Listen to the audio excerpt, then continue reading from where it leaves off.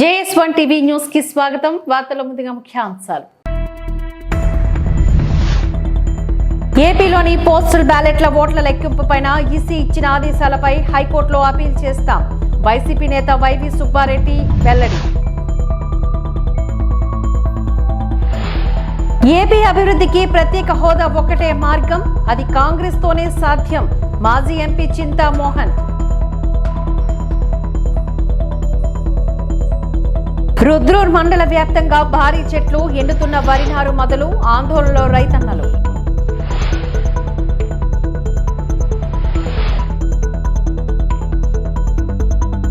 AP అభివృద్ధికి ప్రత్యేక హోదా ఒకటే మార్గమని, అది కాంగ్రెస్ తోనే సాధ్యమని మాజీ ఎంపీ చింతామోహన్ చెప్పారు.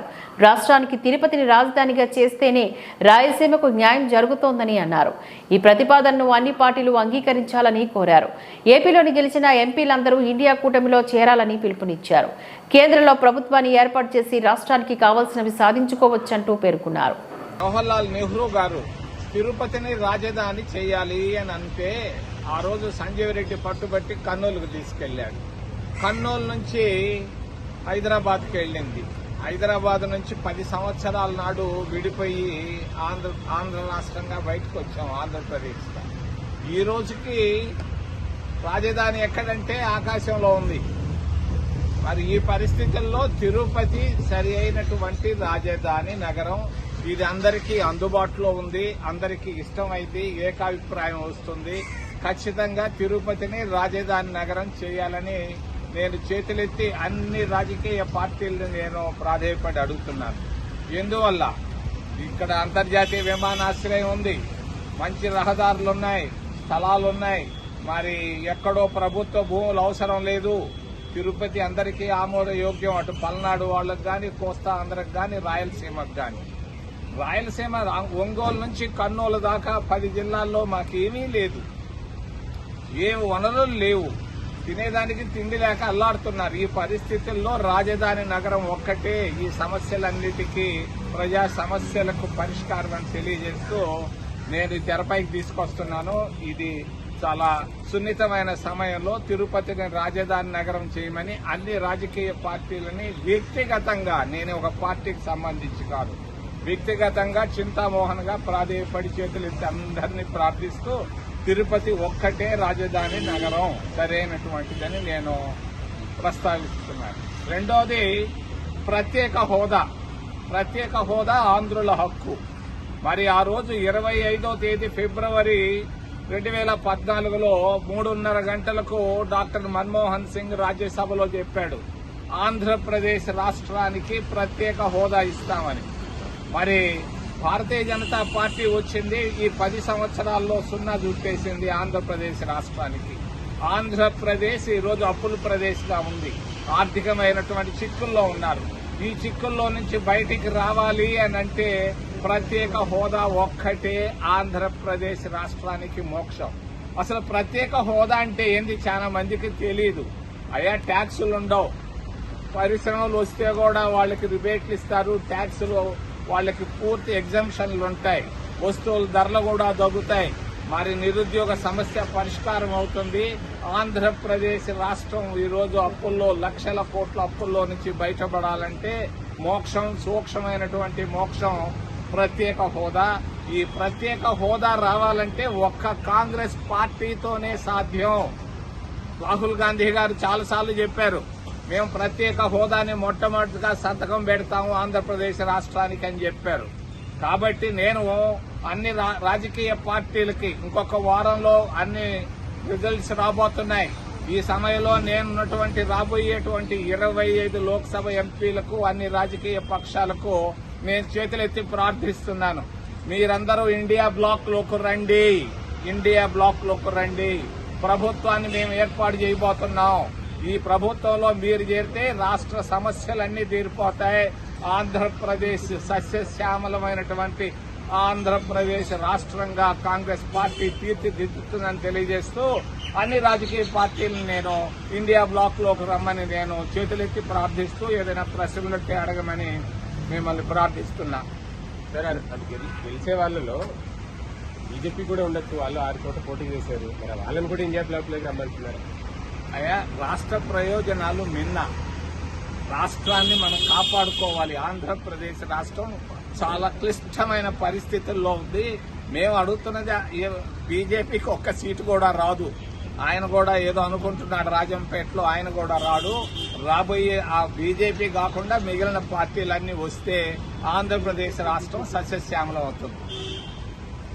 అంటే గతంలో తిరుపతి రాజధాని మీద మీరు చేసిన కామెంట్ పట్ల కూడా మీరు మళ్ళీ అధిష్టానం ఏ నిర్ణయం తీసుకుంటే ఆ నిర్ణయానికి కట్టుబడి ఉంటారని అన్నారు కదా, దానిపైన మళ్ళీ మీరు ఇప్పుడు ప్రజాస్వామ్యంలో వ్యక్తిగత స్వేచ్ఛ ఉంది, మాట్లాడే స్వేచ్ఛ ఉంది. ఆ స్వేచ్ఛతోనే పత్రికా స్వేచ్ఛ ముందొచ్చారు. ఇది నా అభిప్రాయం, ప్రజల అభిప్రాయం. అందరూ కోరుకుంటున్నారు. అన్ని పార్టీలతో నేను మా పెద్దలందరితో నేను మాట్లాడి వాళ్ళని కన్విన్స్ చేస్తాను. అంతకుముందు అగ్రిమెంట్ అంటున్నారు, అంగీకారం. శ్రీబాగ్ లో కూడా అగ్రిమెంట్ జరిగింది మద్రాసులో, అమృతాంజనం ఆఫీసులో. అది కూడా ఏం జరిగినా అంగీకారాలు, అది అంగీకారమే. కానీ నేను తెలియజేస్తున్నాను, 10 ఏళ్లు అయిపోయింది, క్యాపిటల్ లేదు, ఆకాశంలో ఉంది ఆంధ్రప్రదేశ్ కి. ఈ సమయంలో తిరుపతి ఒక్కటే మంచిది. అన్ని అనుకూలమైన పరిస్థితులు ఉన్నాయి, వాతావరణం ఉంది, నీళ్లున్నాయి, మనకి కావాల్సినటువంటి భూమి ఉంది, కష్టాలు లేవు. ఇప్పుడు రాజకీయాలు పక్కన పెట్టి తిరుపతి గురించి ఆలోచించమని రాజకీయ పార్టీలన్నింటినీ నేను చేతులెత్తి ప్రార్థిస్తాను. సార్, మరి గెలవబోయే పార్టీల్లో టీడీపీ, జనసేన కూడా ఉంటారు. వాళ్ళని మీరు ఆహ్వానిస్తున్నారా? అది మీ ఆహ్వానమా, కాంగ్రెస్ పార్టీ ఇండియా కూటమి ఆహ్వానమా? అయ్యా, నేను తమిళనాడులో కూడా ఈ రోజే మాట్లాడా. మరి అన్ని పార్టీలను నేను అడుగుతున్నా. ఏది ప్రతిపక్షంలో ఉన్న పార్టీలు కూడా మాకు అవసరం. ఈ రోజు ఫుల్ సపోర్ట్ కావాలి. పివి నరసింహారావు ప్రధానమంత్రిగా ఉన్నప్పుడు మేము ప్రతి పార్టీ దగ్గర పోయి అడుక్కున్నాం. ఆ రోజు 232 సీట్లుంటే ఇంకొక 40 సీట్లు కొరకు మాకు ఏదన్నా అవసరం వస్తే రావచ్చు. వచ్చినప్పుడు మేము అన్ని పార్టీలని నేను అడుగుతున్నా, వ్యక్తిగతంగా అడుగుతున్నా. అవసరమైతే మా పార్టీ తరఫున కూడా నేను మాట్లాడిస్తాను.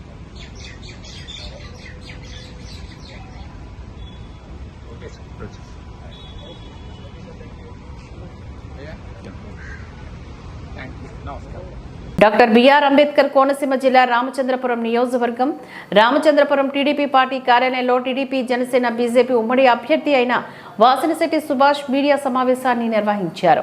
ఆయన ఈ సందర్భంగా మాట్లాడుతూ పితాని బాలకృష్ణ ఒక ఛానల్లో ఇంటర్వ్యూ ఇస్తూ మాట్లాడిన మాటలు హాస్యాస్పదంగా ఉన్నాయని అన్నారు. జనసేన అధినేత పవన్ కళ్యాణ్ పైన చేసిన వ్యాఖ్యలు సరికాదని అన్నారు. 2019 ఎన్నికల అఫిడవిటీలో 2 కోట్ల రూపాయల ఆస్తిపాస్తులు ఉన్నాయని అన్నారు. ఇప్పుడు 13 కోట్ల రూపాయలు ఖర్చు పెట్టానని చెప్పారు. 3 కోట్లు వైసీపీకి చేశానని అన్నారు. సాధారణ కానిస్టేబుల్ గా ఉన్న మీరు 16 కోట్లు ఎలా ఖర్చు చేశారని అడిగారు. త్వరలోని ఇన్కమ్ ట్యాక్స్ అధికారులు నిజ నిజాలు తేల్చాలని హితవు పలికారు. బీసీ ఓట్లలోని స్థానం సంపాదించుకోలేనప్పుడు నీకు సీటు ఎలా ఇస్తారనుకున్నావు? శెట్టి బలజ కాపు సోదరులు ఒకటిగా ఉంటేనే విజయం సాధ్యపడుతుందని అన్నారు. కొన్ని రోజుల్లోనే మీ పతనాన్ని నువ్వే సరిచూసుకోవాల్సిన వస్తుందంటూ హితవు పలికారు. ఎలక్షన్ అఫిడవిట్లో 2 కోట్లు మీకు కలిగి ఉన్నదని, 27 లక్షలు మీకు అప్పు ఉన్నదని క్లియర్గా అఫిడవిట్లో పొందుపరిచారు. మరి అలాంటిది మీకు 13 కోట్లు ఎక్కడి నుంచి వచ్చాయి? అలాగే అదే సంవత్సరంలో జగన్మోహన్ రెడ్డి గారు మిమ్మల్ని వాడుకుని 3 కోట్లు ఖర్చు పెట్టించారని కూడా చెప్పడం జరిగింది. అంటే సుమారు 16 కోట్లు మీరు ఖర్చు పెట్టారు. ఈ 16 కోట్లు మీకు ఎక్కడి నుంచి వచ్చాయి? ఏ అవినీతి చేస్తే వచ్చాయి? మీరు వృత్తిరీత్యా మీరు ఉద్యోగం చేసుకుంటామన్నారు ఒక కానిస్టేబుల్గా. మరి ఒక కానిస్టేబుల్ 16 కోట్ల ఆస్తి గడించేసాడు, ఖర్చు పెట్టేశాడంటే ఆయా సొమ్ము నీకు ఎక్కడది? ఎవరు చెప్తున్నారు ఈ కథలంతా? మిమ్మల్ని ఎవరు ఖర్చు పెట్టమన్నది ఎవరు? అని మీరు ఖర్చు పెట్టింది ఏది? మనం ఒక విషయాన్ని ఒక డిబేట్లో మాట్లాడుతున్నప్పుడు ఆచితూచి మాట్లాడాలి. మీ మీద ఖచ్చితంగా ఇన్కమ్ ట్యాక్స్ రైడ్ అనేది జరగాల్సిందే. ఎందుకంటే ఖర్చు పెట్టింది 16 ఉందంటే ఇంకెన్ని వందల కోట్లు ఉంది, ఎక్కడి నుంచి వచ్చింది అనేది నిజంగా అది ఇన్కమ్ ట్యాక్స్ వాళ్ళు ఖచ్చితంగా రైడ్ చేసి చూడాలి. అలాగే కాపు సెట్టి బల్జలు కలిపేస్తానని ప్రగల్భాలు పలికిన పవన్ కళ్యాణ్ గారు ఏమీ చేయలేదు అని చెప్తా ఉన్నారు. మరి తమరు 2019 ఎలక్షన్లో మొట్టమొదటి సీట్ ఇచ్చింది ఒక సెట్టి బల్జీకని గర్వంగా చెప్పుకోవచ్చని మీరు ఎన్నోసార్లు ప్రస్తావించడం జరిగింది. డాక్టర్ బిఆర్ అంబేద్కర్ కోనసీమ జిల్లా ముమ్మిడివరం పితాని నోరు అదుపులో పెట్టుకో జన సైనికులు ఆరోపణ. ఓ టీవీ ఛానల్ డిబేట్లోని పవన్ కళ్యాణ్ విమర్శిస్తూ చేసిన వైసీపీ నాయకుడు పితాని బాలకృష్ణ చేసిన వ్యాఖ్యలపైన జన సైనికులు ఫైర్. ముమ్మిడివరం శ్రీకృష్ణదేవరాయ కాపు కళ్యాణ మండపంలో జనసేన పార్టీ రాష్ట్ర కార్యవర్గ సభ్యులు గుదటి జమ్మి ఆధ్వర్యంలో జన సైనికులు ప్రెస్ మీట్. పార్టీ సిద్ధాంతాలకు అనుగుణంగా నడుచుకోకుండా వైకాపాలో చేరిన నీవు జనసేనాని విమర్శిస్తే చూస్తూ ఊరుకోమని అన్నారు. రాష్ట్ర ప్రయోజనాల కోసం పవన్ కళ్యాణ్ తగ్గి పొత్తు కోసం త్యాగాలు చేస్తే స్వప్రయోజనాల కోసం ఏ ఎండకా గడుగు పట్టడం పీతానికే చెల్లిందని జన సైనికులు అన్నారు. జన సైనికులంతా కులమతాలకు అనుగుణంగా నడుస్తుంటే కులాల మధ్య చిచ్చు పెట్టేలా పీతాని వ్యాఖ్యలు దారుణమని వాపోయారు. పార్టీ జనసేన పార్టీ మా నాయకుడు పవన్ కళ్యాణ్ గారు ఆనాడు పవన్ కళ్యాణ్ గారు పిలిచి 2019లో టికెట్ ఇచ్చి మిమ్మల్ని అంతలా గౌరవించి రోజు చేస్తే ఆయనపై మీరు అనుచిత వ్యాఖ్యలు చేయడం చాలా దురదృష్టకరం. ఎందుకంటే ఆ రోజు జగన్మోహన్ రెడ్డి గారు మీకు కుక్కలాగా సేవ చేసిన వైసీపీ పార్టీకి మిమ్మల్ని వాడుకుని వదిలేసి ఇచ్చి పొమ్మని గెంటేస్తే ఆ రోజు కొంతమంది జనసేన పార్టీ నాయకులు అందరూ మిమ్మల్ని పవన్ కళ్యాణ్ గారి దగ్గర తీసుకెళ్లి మీకు ఆ రోజు 2019లో మీకు టికెట్ ఇచ్చేలా చేశారు. ఆ రోజు పవన్ కళ్యాణ్ గారు మిమ్మల్ని హక్కును చేర్చుకుని ఆయన ఎక్కడ పోటీ చేస్తారో తెలియకుండా మీకు మొట్టమొదటి టికెట్ ఇచ్చి మిమ్మల్ని ముమ్మడివరం నియోజకవర్గం ఎమ్మెల్యే అభ్యర్థిగా ప్రకటిస్తే మీరు ఆయన్ని ఆ పార్టీని ఒక పనికిమాలిన పార్టీగా ఒక కుక్కల చింపిన కూటమిని కుక్కల చింపిన విస్తారగా మీరు అభివర్ణించడం అన్నది అది చాలా హాస్యాస్పదంగా ఉంది. ఆ మాటలు మేము తీవ్రంగా ఖండిస్తున్నాం. ఈ కూటమి కుక్కలు చింపిన విస్తారం ఏంటో రేపు రాబోయే 4వ తారీఖున తెలుస్తుంది. ఎవరు ఎక్కడ ఉంటారన్నది ప్రజలు తెలుసు. అదే కాకుండా మొన్న మీరు ఇంకో డిబేట్లో మాట్లాడుతూ పవన్ కళ్యాణ్ గారి సతీమణి కేంద్ర హోంశాఖకి ఈయన మీద కంప్లైంట్ ఇచ్చిందని చెప్పేసి పచ్చి అబద్ధాలు మాట్లాడారు మీరు. అదే ఆయన సతీమణి మొన్న ఎలక్షన్కి ఆవిడ కలిసి ఓటేయడానికి వచ్చారు. మరి మీ మాటలు వింటుంటే ప్రజలకి ఇతనికి అసలు బుర్ర ఉంటుందా లేదా? ఎందుకు ఇలా పవన్ కళ్యాణ్ గారి మీద ఇలాంటి అనుచిత వ్యాఖ్యలు చేస్తారు? జిఆర్కే బాలకృష్ణ జమి, రాష్ట్ర Panchayati Raj general secretary, Janasena party నాయకుడిగా మాడుతున్నాను. ముఖ్యంగా నిన్న 28వ తారీఖున ప్రైమ్ 9 న్యూస్ ఛానల్లో పితాని బాలకృష్ణ గారు, వైసీపీ నాయకులు పితాని బాలకృష్ణ గారు, అది ఓన్లీ చీఫ్ సెక్రటరీ గారు మీద ఆరోపణల మీద పెట్టిన డిబేట్ అది. కానీ ఆ డిబేట్లో కూడా మరి ఆయన విచక్షణ తగ్గి వేరే మా పార్టీ అధ్యక్షులు గౌరవనీయులు పవన్ కళ్యాణ్ గారిపై అనుచిత వ్యాఖ్యలు చేయడం చాలా బాధాకరం. ఆ వ్యాఖ్యల్ని ముమ్మడివరం నియోజకవర్గ జనసేన పార్టీ తరఫున తీవ్రంగా ఖండిస్తూ, ముఖ్యంగా మేము చాలా రోజుల నుంచి 40 సంవత్సరాల నుంచి రాజకీయాల్లో ఉన్నాం. మరి చెట్టిబెల్జీ సామాజిక వర్గం అంతా మా సోదరులాగా ఎప్పుడు కూడా చూసుకోవడం జరిగింది. ఈ రోజు వరకు చాలా గౌరవమైన, నాకు 40 సంవత్సరాల్లో నన్ను ఎన్నో పదవుల్లో నా వరకు వ్యక్తిగతంగా చూస్తే మరి చెట్టిబెల్జీల రుణం నేను తీర్చుకోలేంత నాకు మేలు చేసిన కులం ఏదైనా ఉందంటే సామాజిక వర్గం, చెట్టిబెల్జీ సామాజిక వర్గం. నాకు అత్యంత ఆప్తులుగా ఉన్న కుడుపుడు ప్రభాకరరావు గారు ఏ విషయం మీద ఏదైనా ఫోన్ చేస్తే ఇమీడియట్గా స్పందించి ఆ పని చేయడం కానీ, లేకపోతే చిట్టబ్బాయి గారు కానీ, లేకపోతే దొమ్మిడి నాగేశ్వరరావు గారు కానీ, ఇక్కడ మాకు స్థానికంగా కుడుపుడి మన గుత్తుల సాయి గారు కావచ్చు, ఇలాగ అందరితో స్నేహ సంబంధం ఉన్న, ఈ రోజుల్లో ఉన్న అమలాపురంలో ఉన్న మన చెల్లిపోయిన సీన్ గారు కానీ, లేకపోతే ఇంకా అనేక మంది అందరితో మంచి సంబంధాలు ఉన్న, అందరితోటి సంబంధాలు ఉండే వ్యక్తులు అంతా కూడా మరి ఎంచేతనో అసలు ఆ రాజకీయ పరిణతి లేకుండా ఏదో ఒకటి మాట్లాడుతూ, గతంలో కూడా ఎందుకు మనం ఎవరిని విమర్శించకూడదు బాలకృష్ణ గారు, మనం ఏం చేస్తామో చెప్పాలి, మనం ఏం చేయగలిగామో చెప్పాలి, మన పార్టీని ముందుకు ఎలా తీసుకెళ్లాలో చెప్పాలి, ఈ రకంగా ముందుకు వెళ్ళాలి తప్పించి వేరే మనం విమర్శలు చేయడం అంత మంచిది కాదు అని ఎప్పుడు చెప్పినా కూడా ఆయన ఇప్పుడు కూడా ఎదర పార్టీని విమర్శించడం, ఎదర అధ్యక్షులను విమర్శించడం అది రాజకీయానికి లక్షణం కాదు. ఎప్పుడు కూడా రాజకీయ పార్టీలో చిత్తశుద్ధిగా పనిచేయడం ఒకటైతే, స్నేహంగా అందరితో స్నేహంగా ఉండటం రెండోది. అది రాజకీయాలకు చాలా అవసరం, చాలా ఆరోగ్యకరం కూడా. కానీ ఆయన విచక్షణ జ్ఞానం తగ్గి మరి ఆ రకంగా మాట్లాడటం, నేను సంబోధించడం కానీ, కళ్యాణ్ గారు ఒక ఏపీలో పోస్టల్ బ్యాలెట్ల ఓట్ల లెక్కింపు పైన ఈసీ ఇచ్చిన ఆదేశాలపైన హైకోర్టులోని అపీల్ చేస్తామని వైసీపీ నేత వైవి సుబ్బారెడ్డి తెలిపారు. పోస్టల్ బ్యాలెట్ డిక్లరేషన్ ఫామ్ పైన గెజిటెడ్ సంతకం లేకుంటే దాన్ని తిరస్కరించాలని డిమాండ్ చేశారు. దేశం మొత్తం ఒక నిబంధన ఉంటే ఏపీలో ప్రత్యేక రూల్స్ ఎందుకు తెచ్చారని ప్రశ్నించారు.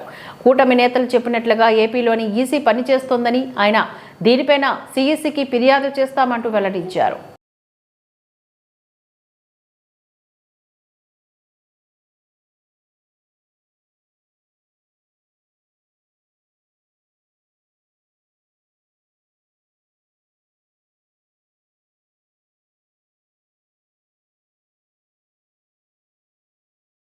అమలాపురం 29వ వార్డులో నివాసం ఉంటున్న దళితుడు తాళ్ల పల్లేశ్వరరావు కుటుంబం వెలివేతపైన చర్యలు తీసుకోవాలని విరసం ఐక్యవేదిక నాయకులు డాక్టర్ బూసి వెంకట్రావు డిమాండ్ చేశారు.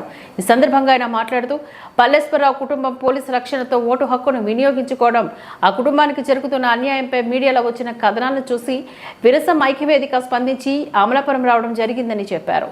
అమలాపురంలో నివాసం ఉంటున్న తాళ్ల పల్లేశ్వరరావు కుటుంబం గత 5 సంవత్సరాలుగా ఒంటరిగా వెలివేతకు గురైనట్లుగా మా సంఘం దృష్టికి వచ్చింది. వెంటనే మేము బాధిత కుటుంబంతో మాట్లాడి వారి సమస్యను జిల్లా కలెక్టర్కు వినతి పత్రాన్ని అందజేయడం జరుగుతుందని చెప్పారు. స్వేచ్ఛగా వినియోగించుకునే ఓటు హక్కును అంతరాయం కలిగించడం ఎస్సీ ఎస్టీ పీఏఓ నేరం అని అన్నారు. వీరు ఇంటి వరకు చేయవలసిన రోడ్డును కుల వ్యవస్థతోని మధ్యలో ఆపివేయడం జరిగిందని, మంచినీటి సౌకర్యం కూడా నిలిపివేశారని, ఇది పూర్తిగా కుల వివక్ష అని అన్నారు. చాప్టర్ 2 సెక్షన్ 3 ప్రకారం పూర్తిగా సాంఘిక బహిష్కరణ. ఇది తక్షణమే జిల్లా కలెక్టర్ స్పందించి సంవత్సరాల తరబడి కుల వివక్ష వెలివేతకు గురైన పల్లేశ్వరరావు కుటుంబాన్ని జనజీవన స్రవంతిలో కలిపి వారికి ఉపశమనం కల్పించాలి అంటూ ఆయన డిమాండ్ చేశారు. ఈ కార్యక్రమంలోని రేపు తిరుపతిరావు, ఎస్సీ వెల్ఫేర్ అసోసియేషన్ నాయకులు తదితరులు పాల్గొన్నారు. వాస్తవాలు తెలుసుకునే నిమిత్తం రావడం జరిగింది. మరి ఇక్కడ చూసిన తర్వాత వివక్ష అనేది ఇక్కడ చెప్పగా మనం తెలుసుకోవడం జరిగింది. మరి ఇదే విషయాన్ని మరి అధికారుల దగ్గరికి ఏదైతే ఇప్పుడు ఇది జరుగుతుందో అదంతా కూడా పట్టుకెళ్ళి కలెక్టర్ గారి దృష్టికి తీసుకెళ్దామని చెప్పేసి సాక్షి అధికారులకు తెలియజేస్తా ఉన్నాం. మరి ఈ రోడ్డు విషయం మరి 72 మీటర్లు రోడ్డు గ్రాంట్ చేసిన తర్వాత 62 మీటర్లు ఇక్కడ ఉన్నటువంటి 29వ వార్డు ఏదైతే పల్లేశ్వరరావు గారు ఇల్లు ఉందో ఈ అంశం మీద నిన్నంతా మీడియాలో వచ్చినటువంటి వార్తలు చూసి విరసం ఐక్యవేదిక అసలు వాస్తవ నిజాలు తెలుసుకుని ప్రభుత్వ అధికారులకి ఇది విజ్ఞప్తి చేద్దామని చెప్పి విరసం ఐక్యవేదిక తరఫున వస్తున్నాం. ఆ పేరు డాక్టర్ బూసి వెంకట్రావు, ఈవిడ సుజాత, ఈయన స్థానిక నాయకులు రేవి తిరుపతిరావు గారు, ఓంకార్ గారు, అలాగే బాధిత. ఇది ముందుగా కుటుంబ సభ్యులు చెప్పినట్టుగా ఖచ్చితంగా వాళ్ళని వివరాలు అడిగిన తర్వాత మేము వాటితో ఏకీభవించాం. ఇది ఖచ్చితంగా కుల వివక్షగానే మేము భావిస్తూ ఉన్నాం. ప్రజలందరూ తిరగడానికి నిర్మించినటువంటి రోడ్డు ఏదైతే ఉందో దాంట్లో దళితులని రావడానికి వీలు లేదని చెప్పి పరోక్షంగా కానీ ప్రత్యక్షంగా కానీ అడ్డంకులు కల్పిస్తే అది 3(1)(y) అండ్ (z) క్లాజుల ప్రకారం అట్రాసిటీ నేరం. అలాగే అత్యంత ముఖ్యంగా వెలుగులోకి వచ్చింది జాతీయ ఎలక్షన్ కమిషన్ వారు స్పందించి వీరిని భద్రతా మధ్య ఓటింగ్ ఎప్పుడైతే తీసుకెళ్లారో చాలా అరుదైనటువంటి సంఘటనలు ఇలాంటివి జరుగుతూ ఉంటాయి. ఎంత నవనాగరిక సమాజంలో, ఎంత చైతన్యవంతమైనటువంటి జిల్లా కేంద్రంలో ఒక దళిత కుటుంబం ఓటు వేయటానికి భయపడింది అని చెప్పి ఎలక్షన్ కమిషన్ ఆశ్రయించడం, వారు పోలీసు బందోబస్తు ఇవ్వటంలోనే ఇక్కడ పరిస్థితి మనకు అర్థమవుతుంది. అది కూడా 3(1)(L)(A) కింద అట్రాసిటీ నేరంగా పరిగణించబడాలి. ఎప్పుడైతే ఇక్కడ పోలీసు అధికారులు వీళ్ళ దగ్గర నుండి తీసుకెళ్లి ఓటేయించారో ఆ మరుసటి రోజే దీని మీద విచారణ జరిపి ఏ పరిస్థితులు అయితే వీళ్ళ ఓటుకి రాకుండా చేశాయో వారి మీద ఇప్పటికే చర్యలు తీసుకోవాల్సిన బాధ్యత స్థానిక పోలీసు యంత్రాంగానికి ఉంది. దీనికి మూలం ఏది ఉంది అని వచ్చినప్పుడు ఈ రోడ్డు సంగతి ఏదైతే ఉందో దీని మీద మున్సిపల్ యంత్రాంగం కానీ అలాగే అట్రాసిటీ మీద జిల్లా అట్రాసిటీ చైర్మన్ అయినటువంటి కలెక్టర్ గారు కానీ ఇప్పటికే విచారించి ఉండాలి. ఎంతవరకు అటువంటి విచారణ జరిగినట్టుగా మాకైతే అనిపించలా. నిజానికి నిన్న మీ ద్వారా వచ్చినటువంటి సంచలన వీడియోలు వార్తలు ఆధారంగా మాకు కూడా ఉన్నటువంటి పరిచయం మేరకు మేము వాటిని ఎస్సీ కమిషన్ వారికి పోస్ట్ చేయడం జరిగింది. హైదరాబాద్లో మనకు ఒక రీజనల్ ఆఫీస్ ఉంది. ఇక్కడ ఏపీకి తెలంగాణకి సంబంధించిన మెంబర్ అక్కడ ఉంటారు. ఆ మెంబర్ ఢిల్లీలో కూడా ఉంటూ ఉంటారు. కానీ అక్కడ కంటిన్యూగా ఉండేది ఒక IAS officer G Sunil Kumar గారు ఉంటారు. వారు ఇవన్నీ పర్యవేక్షిస్తూ ఉంటారు. వారు వెంటనే చూసి ఇది చాలా ఖచ్చితంగా ఇది సోషల్ బాయ్కట్ అని చెప్పి వార్తలు వచ్చే మేము కూడా దాన్ని ఫీల్ అవుతున్నాం. అసలు అక్కడ ఏం జరుగుతుంది, సోషల్ బాయ్కట్ ఏ రూపంలో జరిగింది, ఎఫ్ఐఆర్ అయ్యిందా, ఎవరిని మీరు బాధితులుగా నిందితులుగా గుర్తించారని చెప్పి మాకు వెంటనే సమాచారం ఇవ్వమని డాక్టర్ బిఆర్ అంబేద్కర్ కోనసీమ జిల్లా కలెక్టర్ గారికి ఎస్పీ గారికి వారి లెటర్ పంపించడం జరిగింది. ఆ లెటర్ కాపీని మనం రిక్వెస్ట్ చేస్తే మనకు కూడా ఇచ్చారు, మీకు అందజేస్తాం. అంటే ఇప్పుడు మేము అడిగేది జాతీయ ఎస్సీ కమిషన్ స్పందించినప్పటికీ ఈ స్థానికంగా ఉన్నటువంటి అధికారులు ఇంకా స్పందించకపోవడంలో ఏమిటి దీంట్లో ఉన్నటువంటి అంతరార్థం? సంవత్సరాల తరబడి ఈ వివక్ష ఇలా కొనసాగుతూ ఉంటే మనం సమాజంలో ఉన్నామా అనేది ఒకసారి పరిశీలించుకోవాలి. ఈ సమస్యని ఈ బాధితులతో తీసుకుని విధ్వంసం ఐక్య వేదిక కలెక్టర్ గారికి వినతిపత్రం ఇవ్వాలని చెప్పి మేము ఇప్పుడు వెళ్తూ ఉన్నాం. వారికి వినతిపత్రం ఇచ్చిన తర్వాత వారి చర్యలు చూసి తదుపరి రాజ్యాంగ వ్యవస్థలు ఏవైతే ఉన్నాయో చట్టాన్ని కాపాడేవి, అది ఎస్సీ కమిషన్ కావచ్చు, గవర్నర్ కావచ్చు, రాష్ట్రపతి కావచ్చు, లేదా ఉన్నత స్థాయి న్యాయస్థానం కావచ్చు, ఎక్కడికైనా సరే బాధ చెప్పుకునేటువంటి సౌకర్యం బాబాసాహెబ్ అంబేద్కర్ రాజ్యాంగం ఇచ్చింది కాబట్టి ఆ ప్రయత్నం మాత్రం మేము చేయక తప్పదు. అక్కడ వరకు వెళ్లకుండా ముందుగానే అధికారులు స్పందించాలని చెప్పి మీ ద్వారా విజ్ఞప్తి చేస్తా ఉన్నాం. డాక్టర్ బిఆర్ అంబేద్కర్ కోనసీమ జిల్లా అమలాపురం జర్నలిస్టుల ఉనికి ప్రమాదంలో పడిందని, వృత్తిపరంగా అనేక ఇబ్బందులను ఎదుర్కొంటున్నందున జర్నలిస్టు సమాయత్తమై పోరాటం చేయాల్సిన అవసరం ఎంతైనా ఉంది అంటూ ఆంధ్రప్రదేశ్ వర్కింగ్ జర్నలిస్టుల ఫెడరేషన్ రాష్ట్ర ప్రధాన కార్యదర్శి జి ఆంజనేయులు పిలుపునిచ్చారు. ఏపీడబ్ల్యూజేఎఫ్ అమలాపురం నియోజకవర్గ మహాసభ అమలాపురం ప్రెస్ క్లబ్లోని నిర్వహించారు. ఈ మహాసభకు గాను ముఖ్య అతిథిగా హాజరైన ఆంజనేయులు మాట్లాడారు. జర్నలిస్టులకు ఇవ్వాల్సిన రాయితీలను కల్పించే విషయంలోన రాష్ట్ర ప్రభుత్వాలు నిర్లక్ష్యం వహిస్తున్నాయంటూ విమర్శించారు. జర్నలిస్టుల హక్కులు అయిన యాక్రిడేషన్లు ఇవ్వడంలో అనేక అడ్డంకులకు సృష్టించడం దారుణమని వాపోయారు. అలాగే జర్నలిస్టులకు ఇళ్ల స్థలాలు ఇచ్చే విషయంలోనూ ప్రభుత్వాలు తాత్సర్యం చేస్తూ జర్నలిస్టులను మోసగిస్తున్నాయి తప్ప ఇళ్ల స్థలాలు ఇవ్వడం లేదని వాపోయారు. దీనిపైన రాష్ట్ర వ్యాప్తంగా ఏపీడబ్ల్యూజేఎఫ్ మాత్రమే ఉద్యమించి ఉందని గుర్తు చేశారు.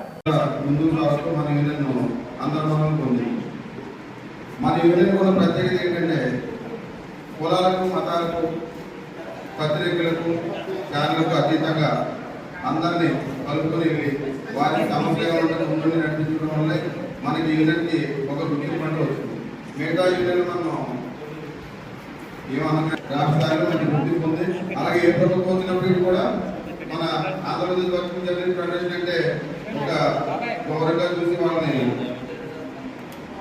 దేనికైనా గురించి మాట్లాడడం, లేకపోతే మన ఇచ్చిన సమస్య మీద పరిష్కరించి చర్చించడం అన్నీ జరుగుతూ ఉంది. ఇటీవల కాలంలో కూడా ఆంజనేయులు గారు మన రాష్ట్ర ప్రధాన కార్యదర్శి మన సీఎం జగన్మోహన్ రెడ్డి గారి సమక్షంలో పత్రిక మన విలేకరుల సంస్థ ఏమన్నా కూడా దాన్ని వివరించడం కూడా జరిగింది. మన భద్రత కోసం మనం ఒక యూనియన్ అనే సభ్యులుగా ఏర్పడి అందరికీ ఒకసారిగా బీమా చేయించుకోవడానికి దాని నుంచి కూడా సంఘం కృషి చేస్తూ ఉంటుంది. సభలో పాల్గొన్నందుకు ప్రత్యేకంగా నా అభినందనలు, నమస్కారాలు. ప్రధానంగా ఆంధ్రప్రదేశ్ వర్కింగ్ జర్నలిస్ట్ ఫెడరేషన్ 2 మోడ్యూల్స్తో ఫెడరేషన్ ఆవిర్భవించింది. ఒకటి హక్కుల సాధన, 2 వెల్ఫేర్. ఈ రెండింటిని 16 ఏళ్ల క్రితం ప్రారంభించిన సంఘం ఈ రోజుకి వాళ్ళు 70% కాన్సెప్ట్ నుంచి ఏ మీటింగ్ పెట్టినా కాన్సెప్ట్ వచ్చేవారు. ఎందుకు వచ్చేవారంటే ఇక్కడ చైతన్యం ఎక్కువ, నెక్స్ట్ అవగాహన చేసుకునే కెపాసిటీ కూడా ఉన్న డైరెక్ట్ కానీ ప్రజలు కానీ ఉంటారు. నేను సంతోషం ఈ మధ్యలో ఇది అవకాశం ఈ నెల 19వ తారీఖున జరిగిన మహిళా హత్యను ఛేదించిన తుని పోలీసులు. తుని మండలం రాజుల కొత్తూరు హైవే వద్ద 19వ తారీఖు జరిగిన మహిళా హత్య కేసును చాకచక్యంగా తుని పోలీసులు ఛేదించారు. కేశవరం డెక్కన్ కంపెనీలోని ప్రొడక్షన్ మేనేజర్గా పనిచేస్తున్న వ్యక్తి మొదటి నుంచి వ్యభిచారానికి అలవాటు పడి ఆ రోజు కూడా అదే విధంగా మద్యం సేవించి సెక్స్ వర్కర్గా ఉన్న మృతురాల్ని తన అద్దెకు నివాసం ఉంటున్న ఇంటి వద్దకు తీసుకువెళ్లాడు. అయితే మృతురాల్ని సహజ సెక్స్ కాకుండా ఓరల్ సెక్స్ కు బలంతో చేయడంతో తన నిరాకరించి పెద్దగా కేకలు వేయడంతో ఇరుగు పొరుగు వారికి ఎక్కడ తెలిసిపోతుందనే భయంతో మృతురాల్ని చెంప మీద ముఖం మీద గట్టిగా కొట్టగా ఇంకా పెద్దగా కేకలు వేస్తూ ఉండటంతో ఎలాగైనా కంట్రోల్ చేయాలన్న ఉద్దేశంతో 2 చేతులతో మెడ గట్టిగా పట్టుకుని నొక్కడంతో మృతురాలు ఊపిరాడక చనిపోయింది. హత్య ఆనవాలు తెలియకుండా ఉండటం కోసం శవం బయట పడివేయాలని ప్లాస్టిక్ టేబుల్తో చేతులకు నడుముకు చుట్టి మరీ తెలుపు దుప్పట్లోని చుట్టి ఆ శవాన్ని NH-16 మీదుగా రాజుల కొత్తూరు గ్రామ శివారు టి వెంకటాపురం వెళ్ళు గ్రావెల్ రోడ్లలో పడవేసి వెళ్లిపోయినట్లుగా Tuni rural circle inspector SVV Murthy తెలియజేశారు. విషయాలంతా ఉండేటువంటి ఇంపార్టెన్స్ని బట్టి జిల్లా పోలీస్ సూపరింటెండెంట్ గారు Shri S Satish Kumar IPS sir, అదేవిధంగా పెద్దాపురం DSP గారి ఆధ్వర్యంలో తుని రూరల్ స్టే అయినటువంటి నేను మరియు మా సర్కిల్ SIs నలుగురు, తుని రూరల్, కోటనందూరు, తొండంగి, అదేవిధంగా Tuni town SI Vijayababu, Korangi SI Ravikumar వాళ్ళ ఆధ్వర్యంలో 4-5 టీంల కింద ఫామ్ చేసి ముందుగా ఆ మహిళని గుర్తించడం జరిగింది. ఆమె సీలేరు దగ్గర GKV అని చెప్పి తెలియటం జరిగింది. తర్వాత ఆమె గత సుమారు 10 నెలల నుండి తుని బస్టాండ్ పరిసర ప్రాంతాల్లో కొద్దిగా పడుపు వృత్తి చేసుకుంటూ జీవనం కొనసాగిస్తుంది. ఆ క్రమంలో పరిచయం అయినటువంటి ఈ ముద్దాయి ఎవరైతే ఉన్నారో అతను గతంలో ఈ అమ్మాయితోటి 4-5 సార్లు పరిచయం ఉంది. ఆ పరిచయం మీద 18వ తారీఖు నైటు ఆ అమ్మాయిని తన ఇంటికి తీసుకెళ్ళటం, పాయకరాపేటలో తన సెక్స్ కోరిక తీర్చుకునే క్రమంలో ఆమె తను అనుకున్నట్లుగా సహకరించలేదని చెప్పి, కొద్దిగా అన్యాచురల్ సెక్స్ ఏదో చేయకపోతే సహకరించలేదని చెప్పి ఆమె తిరగబడి కేకలే వేస్తుందని చెప్పి కొట్టి తర్వాత 2 చేతులతోటి గొంతు నిలిమి చంపడం జరిగింది. ఇది ఒక బ్రోటల్ మర్డర్ అయి ఉంది. అతను కూడా ఒక విద్యావంతుడే, BSc కెమిస్ట్రీ చేసి ఒక కంపెనీలో అసిస్టెంట్ మేనేజర్గా పనిచేస్తున్నారు. మాకు ఉన్నటువంటి సమాచారం మేరకు మా టీమ్స్ పనిచేసినట్టు వర్కౌట్ చేసినటువంటి విషయం మీద, అదేవిధంగా ఆద్యంతం CC కెమెరాస్ ఇంకా కొంత టెక్నాలజీ అది కూడా ఉపయోగించి ముద్దాయిని ట్రేస్ చేసి నిన్న మధ్యాహ్నం 2 గంటలకి అరెస్ట్ చేసి హత్య చేసిన తర్వాత అతను ఆ మృతదేహాన్ని ఒక టేప్తో, ప్లాస్టిక్ టేప్తో చుట్టి ఒక ట్రావెల్స్ బ్యాగ్, ఒక బ్లాక్ కలర్ ట్రావెల్స్ బ్యాగ్లో పెట్టుకుని తన స్నేహితుడు స్కూటీ మీద తీసుకెళ్ళి అక్కడ పాడేయటం జరిగింది. ఈ కేసును మేము డిటెక్ట్ చేయడానికి అదే ప్రధాన ఆధారం. అవి కూడా ఆ స్కూటీని, అదేవిధంగా ఆ ట్రావెల్స్ బ్యాగ్ని, ఆ టేప్ని, సంబంధించినటువంటి దుస్తులు అన్నీ కూడా దర్యాప్తు నిమిత్తం మేము సీజ్ చేయడం జరిగింది. ఏ ప్రాంతానికి చెందినవారు? అతను నేటివ్ ప్లేస్ ఖమ్మం జిల్లా మధుర. అతను దాదాపుగా 2011 నుంచి ఇక్కడే జాబ్ చేస్తూ ఇక్కడే ఉంటున్నాడు, పాయకరాపేటలో ఉంటున్నాడు. ప్రజెంట్ డెక్కన్ కంపెనీలో పనిచేస్తున్నాడు. నందిగం ప్రవీణ్. ఎవరో వెనకాల కూర్చుంటే వెళ్తుంటే అతను పడిపోయాడు. దాని మీద 304A కేసు ఒకటి ఉంది. ఆ కేసు కూడా ఇంకా కోర్టు పరిధిలో ఉంది.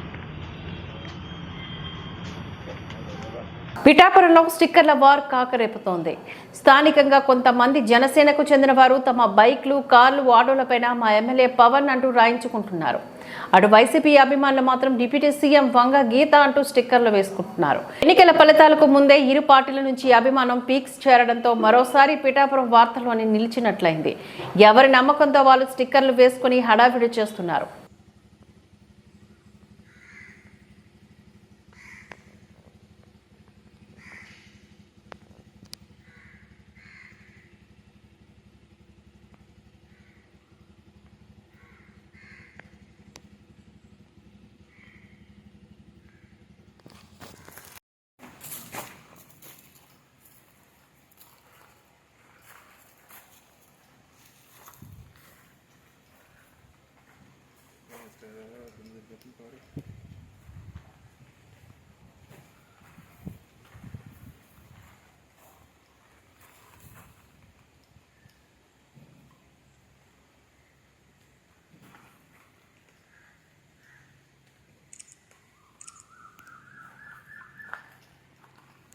కాకినాడ జిల్లా పెద్దాపురంలో సార్వత్రిక ఎన్నికల కౌంటింగ్ నేపథ్యంలో ఎటువంటి అల్లర్లు అవాంఛనీయ సంఘటనలు జరగకుండా జిల్లా ఎస్పీ సతీష్ కుమార్ ఆదేశాల మేరకు డీఎస్పీ లతాకుమారి ఆధ్వర్యంలో పెద్దాపురం నియోజకవర్గ వివిధ కూడలి ప్రాంతాల్లో నాగాబందీ నిర్వహించి ఎటువంటి పత్రాలు లేని సుమారు 100కు పైబడి వాహనాలను స్వాధీనం చేసుకున్నట్లుగా పెద్దాపురం సిఐ వై రవికుమార్ పేర్కొన్నారు.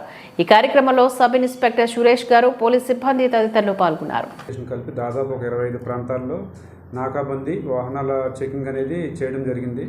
ఇందులో ఎస్పీ గారు ఉత్తర్వుల మేరకు ప్రధానంగా కూడా వెహికల్స్ ఎవరైతే సరైన పత్రాలు లేకుండా వెహికల్స్ నడుపుతారో, అట్లాగే మన మైనర్స్ డ్రైవింగ్ చేస్తారో వీళ్ళందరినీ కూడా దాదాపు సుమారు 100 నుంచి 110 వెహికల్స్ వరకు కూడా పెద్దాపురం పోలీస్ స్టేషన్కి సంబంధించి సీజ్ చేయడం జరిగింది.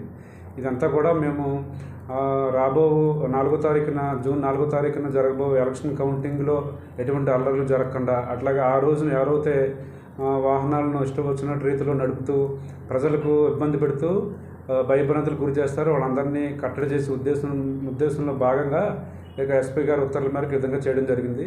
ఎవరైతే వాహనాలు సీజ్ చేశారో వాళ్ళందరికీ కూడా సరైన పత్రాలు చూపిస్తే కనుక వాహనాలు రిలీజ్ చేయడం జరుగుతుంది. అట్లాగే మైనర్ డ్రైవింగ్లో ఏదైనా ఉంటే కనుక వారి తల్లిదండ్రులు గట్రా పిలిపించి వాళ్ళకు కూడా సరైన కౌన్సిలింగ్ ఇచ్చి వాహనాలను కూడా పంపించడం జరుగుతుంది. అయితే ఎటువంటి పత్రాలు లేకుండా కూడా వాహనాలు తిరిగితే కనుక వాటిని మేము సీజ్ చేసి సంబంధించిన సెక్షన్స్ ప్రకారం కేసు కట్టడం జరుగుతుంది. ఇదంతా కూడా 6వ తారీఖు జూన్ 6వ తారీఖు దాకా కూడా ఎలక్షన్ కూడా అమలులో ఉన్న దృష్ట్యా ఎక్కడ కూడా ఎటువంటి అల్లర్లు జరగకుండా ప్రజలకు ఇబ్బంది కలగకుండా ఉండే ఉద్దేశం మేరకు ఉన్నతాధికారుల ఉత్తర్వుల మేరకు చేయడం అనేది జరుగుతుంది. జాతీయ రహదారిపైన అంబులెన్స్ లారీ ఢీకొన్నాయి. పిఏపల్లి మండలం శివారులోని జాతీయ రహదారి పత్తిమిల్ పక్కన ఎదురెదురుగా వచ్చిన లారీ అంబులెన్స్ ఢీకొని మంటలు అంటుకున్నాయి. 2 కాలిపోయాయి. లారీ డ్రైవర్, క్లీనరు ఇద్దరు లారీ దునికి ప్రమాదం తప్పించుకున్నారు. అంబులెన్స్ డ్రైవర్ శేఖర్ మంటలు అంటుకుని ఉండగా రైతులు వచ్చి బయటికి తీసి వెంటనే దేవరకొండ ప్రభుత్వ ఆసుపత్రికి వారిని తరలించారు. గుడిపల్లి ఎస్ఐ నరసింహులు కేసు దర్యాప్తు చేస్తున్నామంటూ తెలిపారు. ఎండుతున్న వరి నారు మొదలు ఆందోళనలో రైతన్నలు. గత ఆదివారం సంభవించిన భారీ గాలివానకు రుద్రూర్ మండల వ్యాప్తంగా భారీ చెట్లు విరిగి కరెంటు తీగలు స్తంభాలపైన పడడంతో మండల వ్యాప్తంగా కరెంటు లైన్లకు తీవ్ర నష్టం వాటిల్లింది. అప్పటి నుంచి విద్యుత్ శాఖ వారు మరమ్మతులు చేస్తూ కరెంటు పునరుద్ధరణ చేస్తున్న కొన్ని ప్రదేశాల్లో భారీ లైన్లు స్తంభాలు తెగిపడటంతో మరమ్మతులో పనులు కొనసాగుతున్నాయి. రైతన్నలు వర్షాకాలం పంట కోసం వేసుకున్న వరి నారుమడులు ఎండిపోతున్నాయి. దీంతో రైతన్నలు ఆందోళనలో ఉన్నారు. కొన్ని ప్రదేశాల్లో కాలువలో ఉన్న నీళ్లను తోడుకుంటూ వరి నాడమడులను బతికించే ప్రయత్నాలు చేస్తున్నారు. ఓ పక్క విద్యుత్ శాఖ వారి ప్రయత్నం, మరోపక్క రైతన్నల ప్రయత్నాలు సఫలం కావాలని ప్రజలు కోరుకుంటున్నారు.